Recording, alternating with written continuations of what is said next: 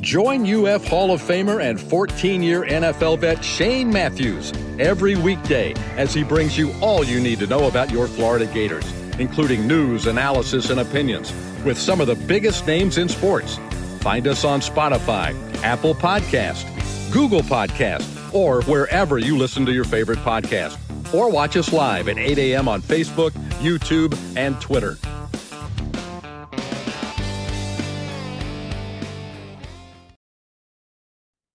Welcome to PodUp with Matthews in the Morning, coming to you from the International Diamond Center Studios with locations across the state of Florida and right here in Central Point in the heart of Gator Nation. I am Graham Hall. Shane is traveling today. He's a busy guy, as you all know, so I'm pleased to be here with you all today. We want to thank David Steele for setting up today's show. You can also follow us and like us on Facebook, YouTube, Twitter. Listen to us on 39 digital platforms like Apple Podcasts, Spotify, Google Podcasts, iHeartRadio, and many more. AC and Zach. Oh, let's go ahead and bring in Brent here today. Brent, how you doing, my man? Graham, I'm doing well. Thank you for helping us. It used to be when we got to the end of April, there was almost nothing to talk about because there was nothing going on. Graham, those days have changed, haven't they, brother? They absolutely have. We have no shortage of things to talk about today. Absolutely, especially with John Summerall's team and just the excitement in Gator Nation. Certainly, obviously, the NFL draft, Florida having a Gator selected in the first round of the draft. Usually I'm a guy who's like, well, I can turn the draft off now. But there was a Florida Gator that went in every single round for the first time in Florida program history, which is quite surprising to me.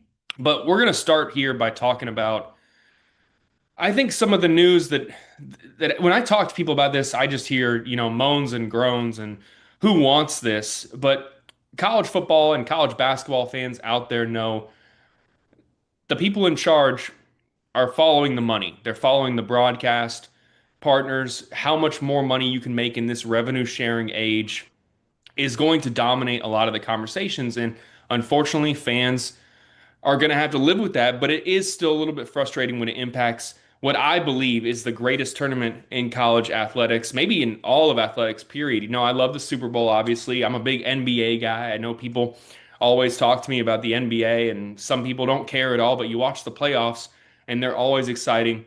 Nothing compares to March Madness, though. And 15 years ago, you saw a little bit of a slight expansion from, 65 teams, because the Mountain West, to 68 teams. And now it seems that we're all but guaranteed to go to 76 teams. I've seen people talking about how they're going to fill out their brackets, what it's going to look like, how you're going to have to be ready to go by Tuesday and Wednesday because of these games. I've seen debates about how it could impact the mid-majors, if it's really just going to help the Power Five. I mean, the Power Five in college basketball are the ones who are in charge. Let's be completely honest. And this seems designed to help more Power Five teams get in. Brent, what was your reaction to seeing the NCAA tournament expansion? That seems like it's on the horizon. Seems like it's all but a done deal right now. What do you think of that? And just what were your thoughts when you saw that? Well, I think the first thing that came to mind for me is, well, why is this necessary? Frankly, we've got a good deal going here, but that is not going to be the case. We're expanding. There's no question about that. We're expanding as soon as next year, I believe, from what we're looking at this point. And a lot of people are concerned, is it going to cause more just simple mediocrity within the tournament? And there's probably some truth to that. Again, a lot of these will be in your if we want to say opening round games, however people want to put that. Well, we're going to have a lot more games as we begin. Now, I did listen to some folks, and this is more on a national basis yesterday, in going about the day, and they made an interesting point. They said 76, you can maintain some kind of integrity still within the tournament overall, but they said as you creep toward 80, you lose more and more of that. So I think that's the major concern is Graham, is okay. Does this really open the door for even more expansion? I mean, we're not going to 100 teams or something like that. That's not going to happen. But I really have seen very few people who are in favor of this move so far. Yeah, we're gonna have to see how it shakes out. I mean, this could be a thing where in 10 years people are sitting here and saying that it leads to more parity. In the Yeah, NIL yeah, transfer portal era, there are more competitive, I think, Power Five teams. I think you're seeing that more and more. And is that going to squeeze out what I don't want to even call them casual fans, but people who their teams get knocked out early, they still want to watch the NCAA tournament. And sure, often sure. when that happens, you want to root for a Cinderella in a sense, or you want to watch a team that is really fun, has a big star on there, and maybe you'll see more and more of that. I personally am in the camp that I'm not looking for and I don't want to call out any schools here, but I'm not trying to root for a 17-16 Auburn or, a Yeah, team that right. wins 18 games to make it into the tournament. If it rewards the teams like the Miami Ohio's out there, the teams that win 26, 27 games, but weren't going to get in because of just some other things, and then there could be quote unquote more Cinderellas in college basketball. I'm for that in a sense, but it doesn't sound like, and I want to get your take on this, that is going to be what occurs. Now we got to see, but it just doesn't sound like that's what's going to happen. Yeah, yeah, I agree with that. And Graham, the other reality is now where I think it would really come in handy is if you're having one of those years to where the first 2 months of the season or so you've got a couple of star players who are out with injuries and they're able to come back, even though you've had some losses and you finish strong. I mean, I can see where that would reward a lot of teams, but the reality is that this is something that a lot of people, and I know you've got some people who are purists and they just want it the way it is, and I get that also, but the reality of it is that this is what woken a lot of people up, I think, to realize where this is going, and there's a concern of when is too many teams, just too much, and we may be very well nearing that at 76. Yeah, we are absolutely. Want to thank Titan MRI for having Brent here today. Titan MRI, you can reach us on the text line sponsor read at 353-7465, area code 352. We want to thank Ruse Agra. Ruse Agra State Farm is a team of dedicated insurance professionals ready to help life go right with the right insurance options for you and your family. Visit ograinsurance.com or call us at 352-240-1779. One of my favorite things in college athletics is kind of the graduation in a sense. And I know you can relate to this, but maybe there's a little bit, unfortunately, of a reputation out there for media members that they get into it to break stories and sometimes cover scandal and win awards, whatever you want to call it. But there's so many people that get into reporting about college sports, especially recruiting and college football and basketball, because they love seeing kids grow Mm-hmm. up and live out their dreams. And from the NBA draft, I love the NBA draft. It's going to be one of the deepest NBA drafts in memory. We've talked about it on here, from the decisions of Thomas Houck passing that up, how special that is. I was thinking the other night, and this is just a little bit of an aside, that I was thinking back to when I was growing up in Gainesville, and when we found out that, Joakim Noah and Corey Brewer and Al Horford were coming back, I didn't get that news immediately. Like, I woke up the next Mm-hmm. day and it was in the paper or we saw it on the news.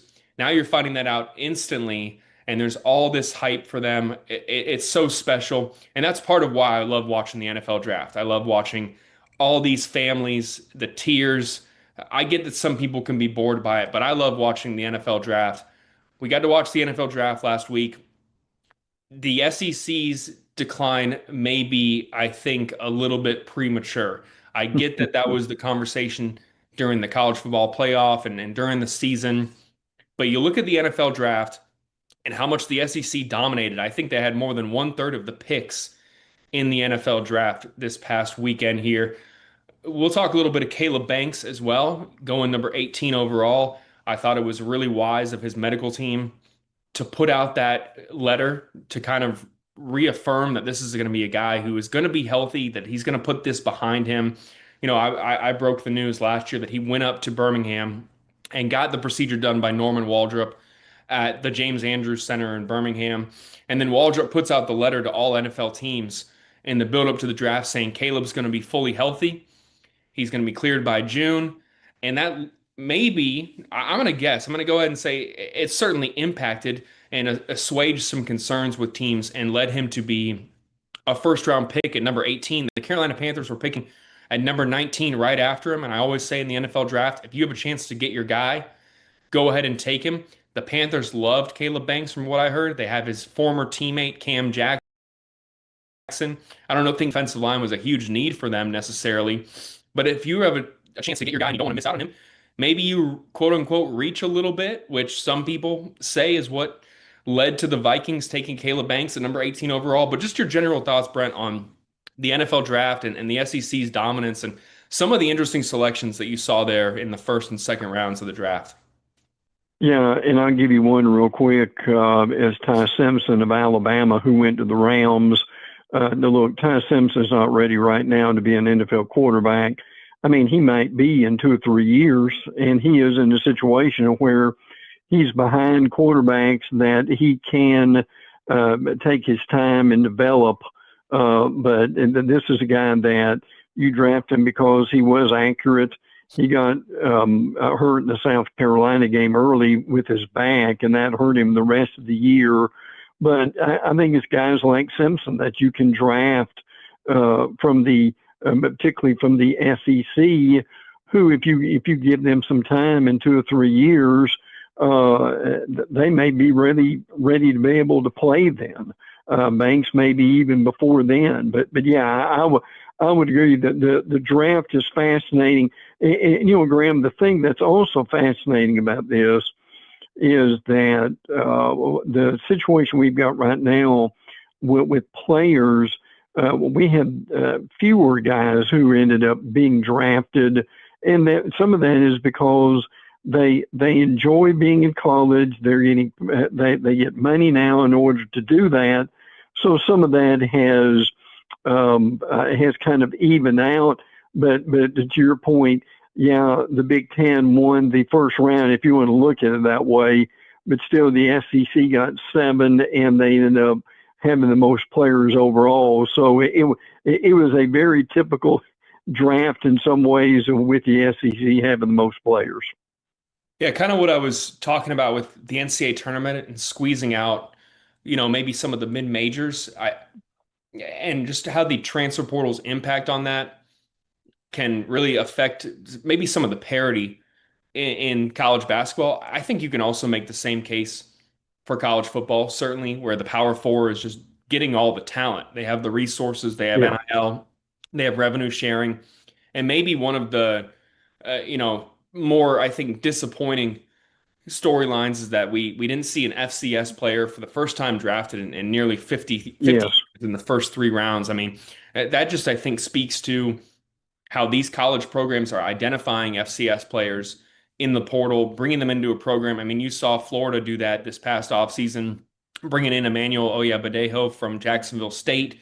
You're just not going to see as many under-the-radar players stay at the FCS level if they have a chance of being drafted in the first 3 rounds. Yeah, I agree with that very much. That and as we that's one of the things that has changed the draft in a lot of ways, and that's very disappointing, frankly. And we may very well be able to, and going to be seeing a trend with that at this point too. So and by the way, I know no one's talking about them, but I do give the ACC some credit with 6 players that went early. And by the way, 3 of those, my friend, were from Miami, which is no surprise of the year that they had, right? Yeah, absolutely not. I mean, that team is, from Cam Ward a year ago, Francis Mauigoa is going to be excellent in the league, and it's not going to stop. Obviously, Keontae, great pick by the Bucks as well. Ruben Bain heading to the Bucks also. Miami's certainly loaded with talent. I know no Florida fans want to hear it or really have to be reminded about it, just the way the last 2 years have gone. But that team is certainly loaded. We'll see if Mario Cristobal can ever get over the hump there. I was Yeah. messing with a couple of my friends who are Miami fans, and they thought I was, to use a young person's quote, they thought I was trolling them a little bit when I was telling them that, listen, you shouldn't be disappointed at even making the national championship. So few teams get in Absolutely. there. I know it's frustrating to get all the way to it, but to root for your team in the national championship, even if it doesn't go the way you want, certainly is something to celebrate. Gallo Car Wash, locally owned by UF alum and the only car wash that provides NIL opportunities to Gators athletes. Locations on Northwest 13th Street, Williston Road, and coming soon to Jonesville in the city of Alachua. NIL is a legal and absolutely fantastic way for athletes to make money.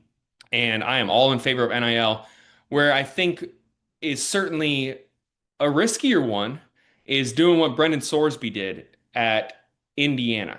Um, Obviously Brendan Sorsby's being, we were just talking NFL draft, getting some consideration as a guy that could be taken early off the board next year. Texas Tech has a ton of talent, maybe a little bit of an under the radar team for SEC fans, but a ton of talent under the radar.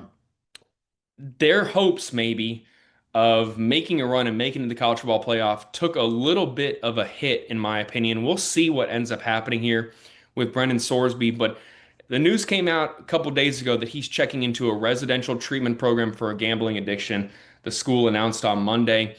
Now, before we dive into this a little bit, I want to say this. It can't be easy for a high-profile figure to announce that they're seeking treatment. And this is maybe a little bit more than just sports, but gambling is so easy now.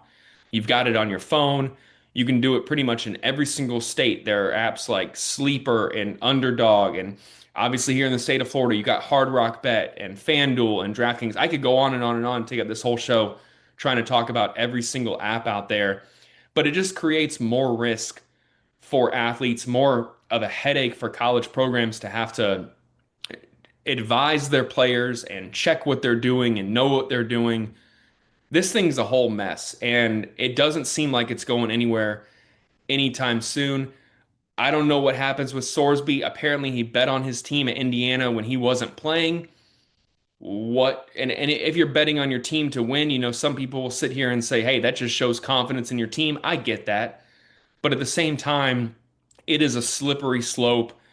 I mean, just what'd you make of Sorsby's announcement, and how do you think it impacts Texas Tech, and what do you think happens just for him as a player? Is he going to play it down with the Red Raiders? Well, that's a great question, and right now I think it would be the answer would be more no than it would be yes.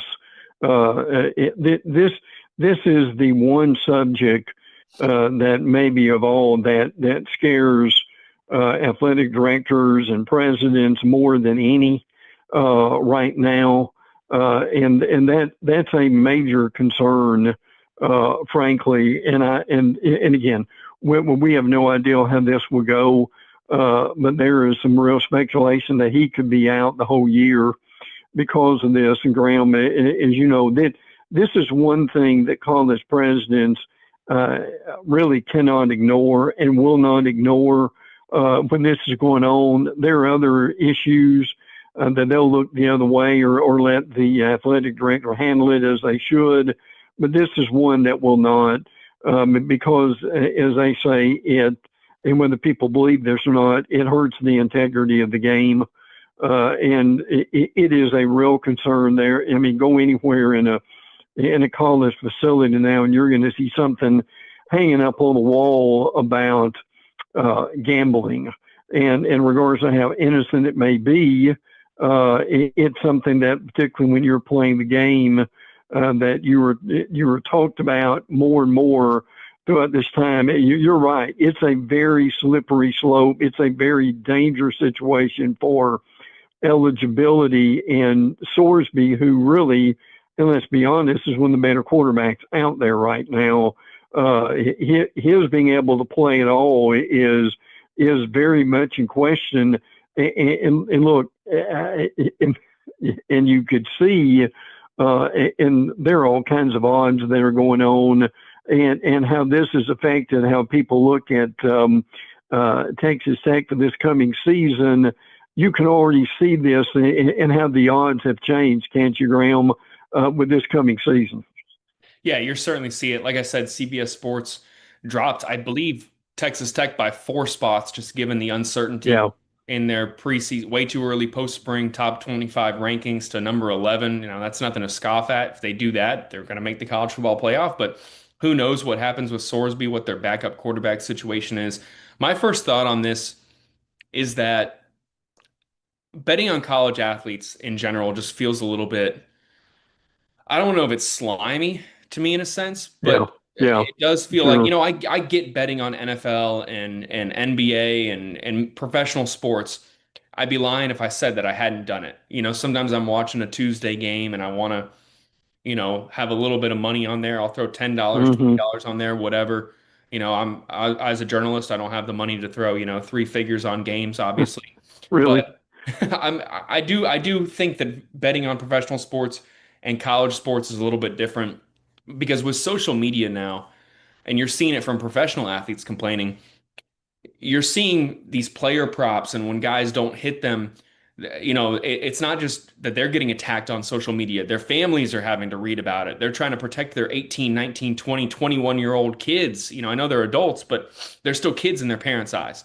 And when you add in all these betting wrinkles, it just can lead to the amount of vitriol and potential abuse that players are facing on social media. And for someone who is also a player to engage in it, how is that going to rub teammates, teams, college athletics in general the wrong way? Because in a sense, you're showing that you're kind of an advocate for this being allowed to occur when so many college athletes are disgusted in a sense that this is happening. But I also got to mention, and this was before this time for Sorsby, but last year you saw something really high profile and controversial where briefly the NCAA permitted college athletes to bet on professional sports. And that got struck down when there was all this backlash to what we were talking about, of how slippery of a slope it is for athletes to be able to bet on professional sports when they still have connections to players on those teams, guys they've played with, a chance to get inside information. You saw that struck down quite quickly. And I was actually impressed that all the teams kind of stepped up and was like, listen, we got to put a stop to this. Well, the thing I've wondered many times with this, Graham, is how much is this really going on that we don't know about yet? I mean, is this a situation where this is the tip of the iceberg, and some of this is coming out, but there is no question that this one subject gets the attention of people that a lot of other things in sports that they ignore. So this bears watching as far as what comes out over the next few weeks over it too. Absolutely. Michael Schneider, attorney, UF grad Michael Schneider, a real estate attorney, can help you save thousands of dollars in real estate commissions by helping you sell your home or land by owner without a broker. Michael Schneider, PLLC, serves the entire state of Florida. Contact Michael at maschneiderpllc.com. And again, we want to thank Titan MRI for having Brent here today. Before we get you out of here, Brent, as I mentioned, and I appreciate you joining me this morning, talking all things college football, basketball, NFL draft, you name it, you're the guy. You know Steve Shaw well. He's been around. Anyone who's been to SEC Media Days has heard of him. You've seen the presentations where they talk about all the rule changes, really lay it out for us so there's no confusion. Steve Shaw is retiring, pretty much a legendary SEC official, has been around for a long time, been influential in the rules. And I mention it because, most people out there may be like, why do we care? But they certainly care about officials when the season gets here. Steve Shaw is retiring. What was your reaction to him stepping down, calling it a fantastic career, and just some of your thoughts on his impact, and especially in the SEC as a whole? Longtime official, officiated some of the more important games, frankly, in SEC history years ago. He replaced Rogers Redding as another name that people may have forgotten, but national coordinator of football officials. Graham, is there any job that you've got to start out perfect and improve from there? And to be able to do that as long as he did, he deserves a lot of credit for this. I mean, when you think about it, the improvements and the differences that's happened in the game during the time that he was in that position, or just mammoth, frankly, and to be able to do that, he's obviously got a lot of help, but still, a lot of those decisions landed on his shoulders. He did a really good job with that, and it is a mammoth job. So hopefully, Graham, he'll be able to enjoy some a little bit of retirement. I'm sure he'll stay involved somehow, but it was worth making some notice of his retirement. And I know a lot of people don't like officials, but give him credit for the job that he did. Yeah, absolutely. Big shoes to fill. Brent, appreciate you joining me this morning. Let the fine people out there know where they can follow you, read your fantastic work, see you on TV. Where can they get the great content you provide? Yeah, First Coast News here in Jacksonville. Certainly have been honored to be a Heisman Trophy voter over time, to do a lot of radio. Certainly really have always enjoyed the segment we do weekly with Shane, and certainly appreciate you helping us today, brother, in filling his role. But it's been great to be on. And the amazing thing is, we didn't have enough time, but Graham, it still amazes me with all that we get to talk about this time of year and how that's changed. And I know folks won't want to know this real quick, but we're less than a month now from the first preseason football magazines, Athlon and Lindy's and Phil Steele. And Graham, I didn't know this till yesterday when I was listening to Bill Bender. Sporting News is coming back this year with the college football preseason magazine. So we'll have a lot of reading material coming up in about a month, won't we? Yeah, absolutely. And the season's going to be here before we know it. I know it's talking season. It will. Like Steve Spurrier loved to call it. And we're going to keep talking about it, certainly. But we're done talking about it, you and me, for right now. We're going to switch it and hand things over to JC and Zach for their picks after this quick break. If you're a college athlete out there, don't listen to JC and Zach. Everyone else out there, they know what they're talking about. But again, thank you, Brent, for joining me on the first half hour of PodUp with Matthews in the Morning, coming to you live from the International Diamond Center studios. When we come back after this break, Zach and JC are going to break down what they like in the world of college sports right now with hockey, NBA going on. They're the go-to guys for it. Appreciate you guys having me. I will be back tomorrow hosting the full show. Got some great guests. JC will be joining me in the first half hour tomorrow. And I believe Nick Marcinko is going to join me to talk a little bit of Florida baseball as they head to Norman, Oklahoma to take on the Sooners. But that's it for me. We'll be back right after this break.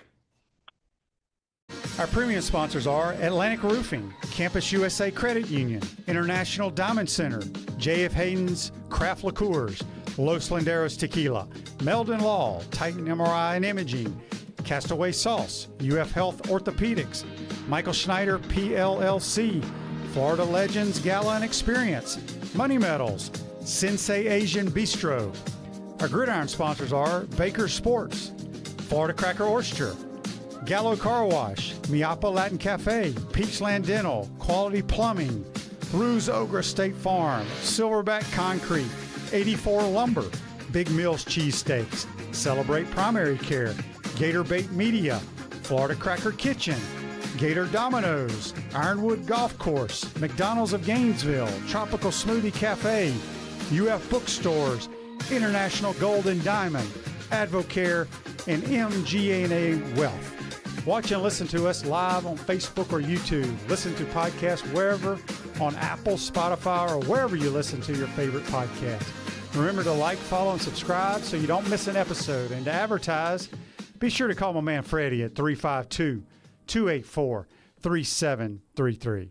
To the Swamp and the Gators, with the best beverage served at Spur's Gridiron Grill, 100% agave, Los Landeros Tequila.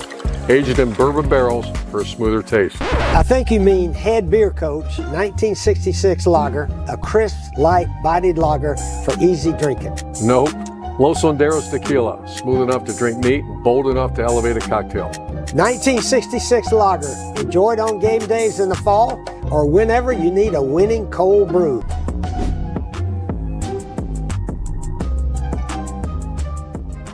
By now, you heard about the Florida Legends Experience and Gala, featuring Gator Heisman greats Tim Tebow, Danny Warfel, and Steve Spurrier, all in one place at Spurrier's Gridiron Grill. Imagine catching a pass or taking a handoff from a Heisman winner, all while supporting Isaiah 117 to help provide safe, loving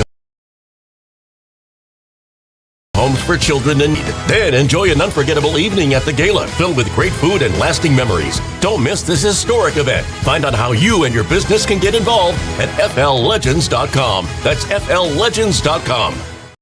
Hey, this is Coach Steve Spurrier, and I want to let you know that by popular demand, Spurrier's Gridiron Grill's delicious brunch is now served in a premium buffet. You have spoken, we have listened, and we're now serving Gainesville's only elevated buffet, complete with an omelet station, ginger sage chicken sausage, shredded short rib, plus you can enjoy bottomless mimosas and Bloody Marys.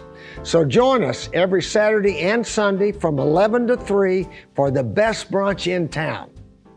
Recent price spikes in groceries, healthcare, gasoline, steel, and lumber tell the story of inflation. As the reality of all this inflation sinks in, investors will be acting quickly to diversify and protect themselves, their families, and their assets. Low transaction costs are one reason Investopedia calls Money Metals the best dealer in America. Don't waste any more time. Start protecting your savings today with physical precious metals at moneymetals.com/go. Okay, good morning, everybody. Johnny C here. JC and Zach Rothrock going to take you through the next 20, 25 minutes and try to get you guys to find some trends, find some winners as we look into a big weekend. I have to apologize. We don't have Kentucky Derby. I don't have Kentucky Derby. Maybe Zach will. I'm not going to play the Kentucky Derby. I don't follow the horses enough, so I'm kind of bad on that. But here's what I am good at. I'm good at rallying from a late night in Tampa last night where the Lightning once again go down to the Montreal Canadiens. How do I do it? Well, we start with B12. Then we go with zinc. Then we have magnesium. Then we go with vitamin C. Then we go with K2 plus D3. Heart health with super beets. We've got creatine, we've got ibuprofen. And finally, we round it off with some fish oil. There you go. And you're back in action. So let's get started because time is limited. Want to thank Graham for sitting in this morning with Shane. So let's see if we can find some winners. And by the way, this thing with Sorsby, this kid at Cincinnati who's betting literally $1 or maybe $2.50. Is he intelligent? Not really. Does he have a gambling affliction? Probably not. But here's what I do know is that of all the afflictions we have in this world, the gambling industry is the one where it's always the industry's fault for somebody falling off the ledge and breaking rules or being an idiot like this Sorsby kid does. He's got $5 million going in the bank account right now, but it's always the gambling industry's fault. Forget about the fact that if you're hooked on heroin or if you're hooked on booze or if you eat 30 hamburgers in a week or something like that, you want to have 6 big gulps at the Circle K. That's fine. It's not, it's not a personal accountability issue there, but it always is with this gambling thing. Isn't that funny? You know, you can always just say, not interested. They have apps now for these college kids. It's called Prohibet, coming off the word prohibition. This Prohibet app basically tracks anything you do as a college athlete. If you go on a betting platform and on your phone, it'll literally shut you down. And he still does it and gets caught. And when I say shut you down, basically exposes what you're doing, and then you get in some trouble. So let's not worry about that. We're not ex-athletes. We can go out there and find some winners and try to increase the bankroll this weekend. Now, we had the NFL draft last week. We did well. I'm not going to go back and review that. I want to go forward right now, but we had a good week. The Dolphins with an offensive lineman. Jeremiah Love inside of 4.5 picks.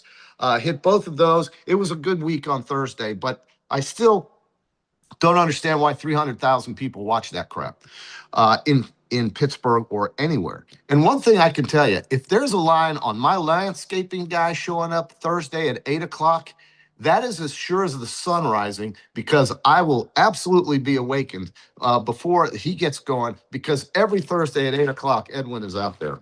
So last night, the Orlando Magic covered the 10.5. The team total missed by 2 points. It went under 111.5. That series is now 3-2. Going back to Orlando, Game 6, Detroit minus 3.5.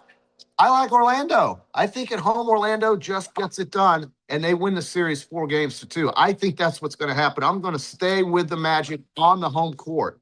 Cleveland, 125-120 last night. Cleveland does not cover the 10.5. I don't understand some of these big number lines. Detroit did not cover last night. Cleveland did not cover last night. Toronto covers that. Game 6 is Cleveland minus 3.5. Give me Toronto. Give me the home dog. Houston last night stays alive at Los Angeles. They were getting 3.5, won outright by 6, 99-93. The Rockets are laying 4.5.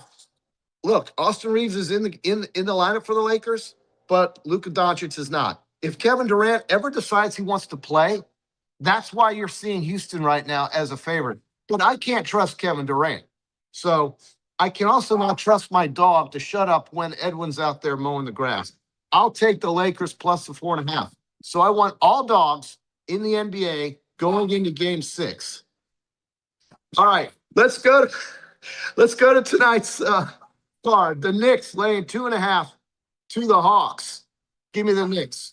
They are 3-2 in this series. Jalen Brunson over 27.5 points. He's done it 5 out of 9 games. 1 minute, please. Toto, shush. Oh, God help us.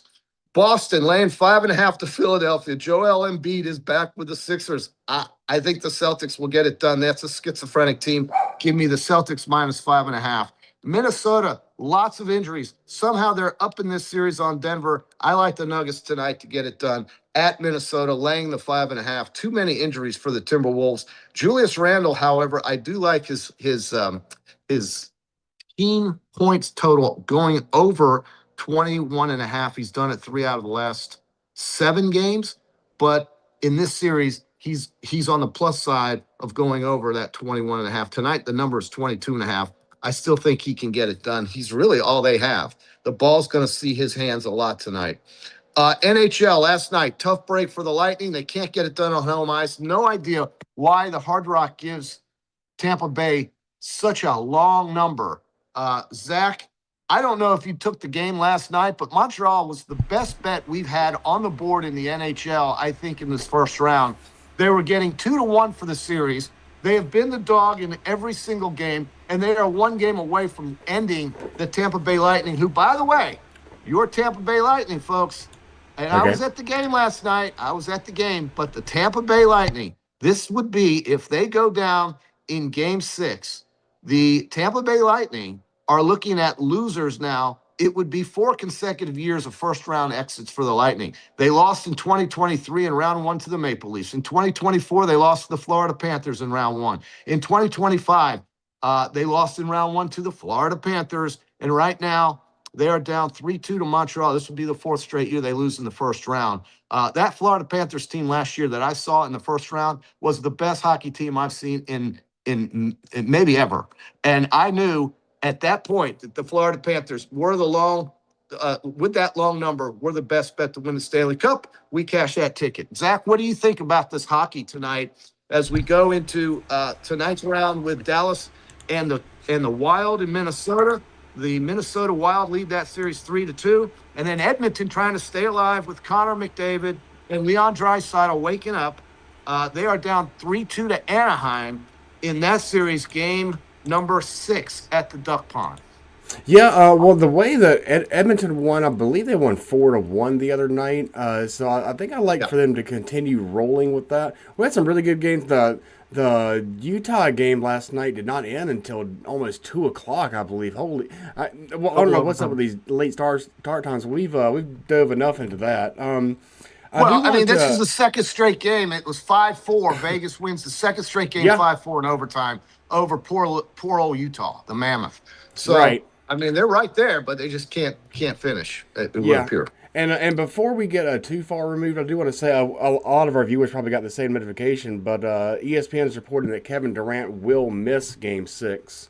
Guy's the Rockets Lakers. Yeah. Totally useless. I mean, yeah, it's every totally he's a game time decision. 4 games in a row is pretty crazy. Yeah, we're all game time decisions. I swear, it's all everybody on the planet.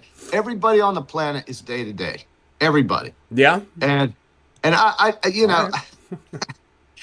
I just don't, this guy Durant, I don't know, he kind of reminds me of these people that you just can't count on. You just can't count on. James Harden, you want to count on him? Joel Embiid, I think at least has an excuse. It's hard to count on him, but when he's playing, he gives everything he's had. Now he's had an appendectomy. He's had, with his appendicitis. I mean, what are you going to do about that? You can't. Right. He's had some bad breaks. Durant, on the other hand, I think is just not a kind of guy that you want to build your team around. He's old, and I think Houston, I got him laying the 4.5 against the Lakers at home, but I like the Lakers. I just think the points are where I want to go in these upcoming games. But in hockey, Minnesota, this is another team, the Wild with Jesper Wallstedt, who has been a wall. The team total with Minnesota in this series with Dallas has gone over 2.5. They are 4 out of 5 in this series, Minnesota. They can get the puck past Ottinger. Dallas is having trouble keeping up. Dallas is even money tonight. I think Dallas can get it done, but I don't trust them either. I don't think if they fall behind, they're the team that comes back and beats you. So it's hard for me to say this because my heart is with Dallas. But if I had to bet this game tonight, I think I'd go with the home team and take the Wild. And then we've got that game you mentioned earlier, Edmonton and Anaheim. Look at the team total with Anaheim. It's 3. They're over 3.5. in 3 of the 5 games in this series. So Anaheim either scores or they don't, but when they score a lot. Edmonton, I don't trust their goaltending. I don't know why that organization will not invest in goaltending. Give me the Ducks plus odds at the Pond in Anaheim. They have fallen behind in many of the games in this series and stormed back. 3-0 in Game 4. They storm back and win. Edmonton stays alive in Game 5, but this game, I got to say now, if Edmonton wins tonight, they win it all. They win not only this series, they may just go right ahead and win the West. But I don't trust their goaltending. And right now, Colorado's sitting there doing nothing, waiting on everybody. I don't know if I trust their goaltending. But I think it becomes it's those two, and Minnesota's a team you cannot overlook. But and I don't think Vegas or Utah is going to win the West. So that's kind of how it looks for me in the hockey conference. In the East, Montreal. I think Montreal. I hate to say this. I despise the Canadians, but boy, do they play hard for Martin St. Louis. And I watched them last night beat Tampa. They were in control of that game. They were in control. They never trailed. Even when Tampa tied it at 2-2, I did not feel good about Lightning. The Lightning I don't know what it is about the first round, but we just showed you this could be the 4th straight year they go down in the first round. I think Montreal, which has been the dog in this series in every single game, they were a 2-1 dog in the series. That was the play. Tampa's getting way too much love and respect from Vegas. I think Montreal's the play to finish them up. I hate saying it. I'm all about the Lightning. I'm all about the Boston Bruins. I think Buffalo finishes off my Bruins. I think that's going to happen. So how did the Bruins win Game 5? Because Swayman decided to keep the puck out of the net, and Buffalo, after scoring in the first 4 minutes, decided to go to sleep offensively. If that happens again, just like, in Pittsburgh's loss last night to Philadelphia, nobody scored. The goaltending can take over and win these things for you, and that's why this is tough to bet. But I got to say, just watching it, and I'm pretty good at the evaluation of these teams when they play in these playoffs, because last year I took the Panthers. I took the Panthers the year before. I think right now Montreal's your play in the East, and Buffalo, I don't know if I trust them either. So those are the 2 teams that I think right now will fight it out in the East. Carolina, I just don't believe in them until they do it. But Carolina is damn good, but they haven't played in a week now. And I think that's going to slow them down when they get back on the ice. I could be wrong. Yeah, I mean, the fact that you're going away from your favorite team so much leads me to believe that that this must be the right way, because I know you don't want to go against Tampa and you don't want to go against Dallas. So that must mean that you really feel very strongly in the other direction. So I'm inclined to go in line with you on those. I think so. I think so. Zach, have you taken a look at the golf? We have a signature event down at Doral in Florida, in Miami, Florida. The Trump Doral course, the Blue Monster. It's a very long course. You've got a huge field. This is a signature event. In other words, this is one of the ones that all the big shots want to play in. Next week is as well at Quail Hollow. So 2 in a row. McElroy is not playing in this field in Doral, but I've got 3 bets in pocket right now. I'm going to look at top 10 and top 20, but my 3 plays for outright winner, Scotty Scheffler 3-1. That's just the automatic Fair play enough. from 3-1. I can live with that. It's hard as an outright golf. I mean, those are short odds, but this guy is the best in the world. Chris Gotterup is my next play at 25-1 on Hard Rock. He's 35-1 on some of the others, DraftKings, FanDuel, so on. And then I love Gary Woodland because on this course, you get a little bit more room to drive it, but you have to scramble. You have to be good around the greens. Woodland is 60-1. These bets go away if these guys are on the leaderboard after the first, second round. I will wait until the weekend before I look at my top 10s and top 20s. You can still find good odds on that. Russell Henley, top 10 plus 260. Jacob Bridgman, top 10 plus 375. I like those. And Justin Rose plus 325, top 10s. I'm going to wait until the weekends before I go with those, but I have 3 outrights. Woodland at 60-1, Gotterup 25-1, Scotty Scheffler 3-1. And I've got a bonus for folks today. I know you watch a lot of tennis out there, everybody, but this Haley Baptiste played Arena Sabalenka a couple nights ago. Haley Baptiste is an American born in Washington, D.C., has not been a factor in women's tennis probably ever. Beats the world's best number 1 player in a crazy match 2 nights ago in the quarterfinals.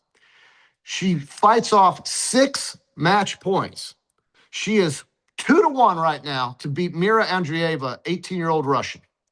Give me Haley Baptiste. This girl has found something on this clay in Madrid.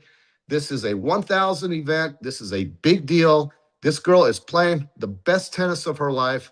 She may go down in straights tonight, but I'm getting 2-1. Give me Haley Baptiste in WTA. Yeah, so I don't really have a whole lot of notes for golf or tennis, but looking at the Kentucky Derby, let's go with that. Yeah. One betting point is no one has won from the one block, the one position in 40 years since 1986. The heavy betting favorite Renegade, who was at 4-1 odds, is at the one position. So I would potentially be relatively wary of laying money on him, and also. A lot of winners are winners that have won a race in the past 4 races, and we have 4 that have just done that.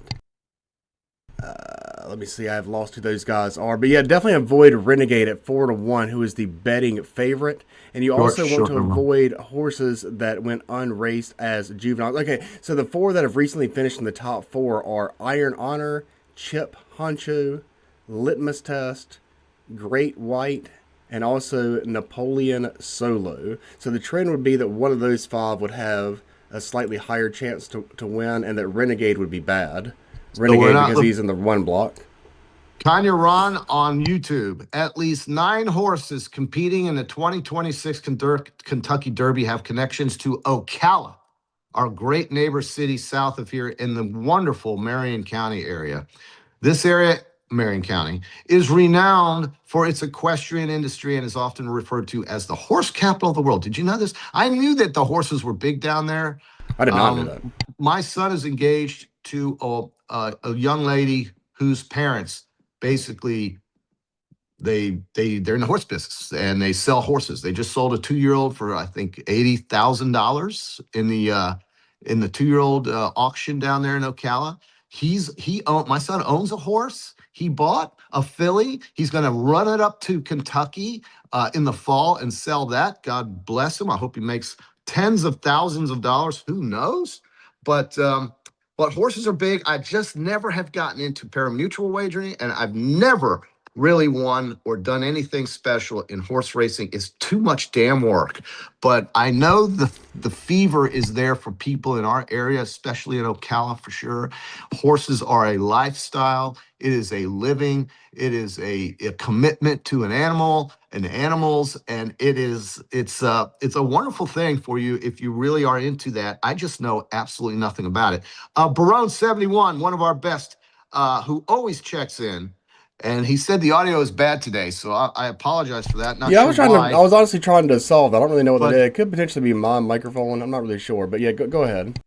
Well, so he says or asks, what are we doing with the Atlanta Braves today in Major League Baseball? This is the best team maybe in the National League East. Of course it is. They and the Dodgers and the Padres, I think, run the National League.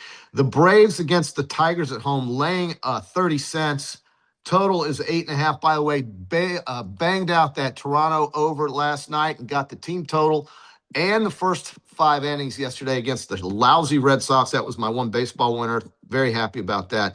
I think Atlanta -1.5 plus 150 is the way I'm going to go there, as opposed to just laying the 130. I have not looked at this game, so I'm just going to go off the fly here for Barone, because he's really one of our best, and he wants to know which way I'm looking at. You've got Bryce Elder. So Elder is pitching. He's 3-1 with a 195 going up against Framber Valdez, who is 2-1 with a 341. This game starts at 12:15. So you can get your day off on a good start. The total is 8.5. I'd be inclined to play under first 5 on this for sure, and maybe even for the game. These afternoon games, sometimes I just don't know if these guys are ready to roll. They've been traveling. Maybe the run production is limited today with those two pitchers. Valdez and Elder are excellent. Look, Elder is a 195. His ERA is a 195. I could go into some of his other metrics, but let's just go with that. I mean, Bryce Elder, 37 innings pitched, ERA 195, whip .97, 31 Ks and 10 walks in those 37 innings pitched. So I'd even almost look at maybe his strikeout prop, but he's a good one. Bryce Elder, 3-1. I'm going to go him over Framber Valdez, and I think the Braves can win this game something like 4-2, 4-1, under first 5, under for the game, and my best bet there would be the Braves laying the 1.5. And if you want to lay the juice, just go ahead and lay the 130. I hate doing that in baseball, but you could also look at the first 5, maybe take the spread there and get much better numbers, -0.5 in the first 5. Yeah, go Braves. All right, so we've got wrap it up there. We've got that. I'm sorry, say again. Oh, no, you're good. Well, yeah. Skeens tonight with Pittsburgh, actually this afternoon. 2-1 favorite. Paul Skeens, 4-1 with the Buccos. They've got the Cardinals. I never lay 2-1, but I would look at the first 5 with the Buccos. The Giants, Phillies, total 6.5. Logan Webb has been disaster. Take the over in this game. Maybe the Phillies break out. It's another 12:35 start. So for the afternoon slate, it's Atlanta, it's Pittsburgh, first 5 for sure with Skeens, and the Philadelphia Phillies, Giants over 6.5, Christopher Sanchez and Logan Webb. Your Cincinnati Reds are your first place team in the Central of the National League. They've got the Rockies. This game, 13-2 last night. Colorado beats up on Cincinnati. Slugfest in the small part. Yes, well, they got 13 runs, Colorado. Yeah. I think there's going to be some regression there. I'd be inclined to look at Cincinnati there, minus the 1.5 to cut down that big number of -170. And then, my Yankees, I tell you, this team, if they just stay healthy, could be the team. Now, they got shut out yesterday at Texas, but they've won an absurd amount of games here recently. This month has been a very good month, the month of April, for the New York Yankees. Tonight, they are, today's, I think it's a travel day. So the Yankees, look for them tomorrow. They will be, they'll be at home against Baltimore. We'll talk about that tomorrow when I come on with Graham Hall, the great Graham Hall. So remember, if you're up late, you've got a headache, watch your ibuprofen. The kidneys metabolize that. The liver metabolizes your Tylenol. So which organ do you want to send to the cleaners? Magnesium, Vitamin C, keep those colds away. Zinc is great for colds. K2 and D3, B12 to get you moving. A little caffeine won't hurt. Don't drink the whole thing, just a little sip. A little creatine to get your brain fog worked out. Beets. I stole this from my neighbor at the beach. He doesn't care. He orders these, so I just steal them. Total Beets, the ultimate in heart health.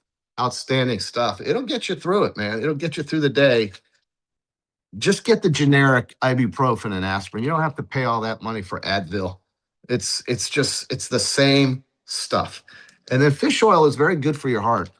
And be careful of which kind, but you got to have the omega-3s. There's your health tip. Hopefully you've got some winners that we went through, but this Haley Baptiste, check her out in tennis. If you like tennis, she's a 2-1 dog, and she's playing out of her mind. She beat Sabalenka the other night in a legendary 3-set match, fighting off